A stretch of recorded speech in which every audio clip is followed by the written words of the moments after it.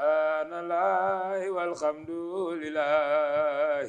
la ilaha illallah subhanallah wa bihamdihi la ilaha illallah subhanallahil azim la ilaha illallah man xaala laa ilaaha illallah fakun lahu awnan bil istixzaani fa hazihi tariqatul jaylaani inda zawil axbaari wal bayaani borom Njaasaan woote tey si ñoora del siwaat ngir rek di soññewaat war na nuyee salaat tey xelu jëm ca moom góor gi waxoon na lu rëy ca moom borom Njaasaan taxul nu gis ni moom barke bi mooy borom nan xelu jëm ca moom Cheikh Bu Kunta jamonoom ñépp ko nanguloon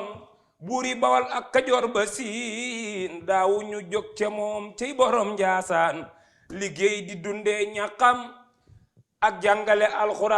alxuraan ko am aajo ñëw ñu faj naar bi kenn melul ni moom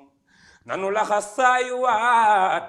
wàcce kaala yi takk ci ndigg yeey borom Njaasaan te nu góorgóorluwaat bañ a jàdd dem jubal ca moom Cheikh Bu Kunta mësta génn fii te lépp fekk na ko fii gaañaa ngi daw di ñëw fii ku ney xelu jëm ca moom cey borom Njaasaan moonu sagal mënunu laa fay maam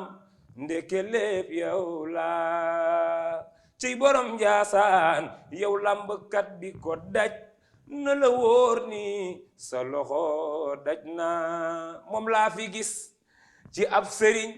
taalibeem di bay niir wa di ko tiim moom laa fi gis ab taalibeem bu masta jàng ba tari kaamil moom laa fi gis ab taalibeem buy joxe addiyaam sànni ko ca géej maam Cheikh bu ne man fekke naa ba yónneen di dem kaw asab maan keroog bi koy Jeylaani dee gunge kaw asab maan maa nga fa woon Nafisa samaam Seydina Omar samaam kiimaan ya mu def du ko gisati fii dootu fi amaat cey borom Njaasaan buur gi nu sagal. waaw kay mbokki Sénégal mbokki àddina bi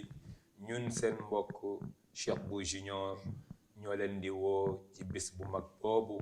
di bisu guddi Cheikh Bou di guddi barke bi di ci woo mbokku taalibe yi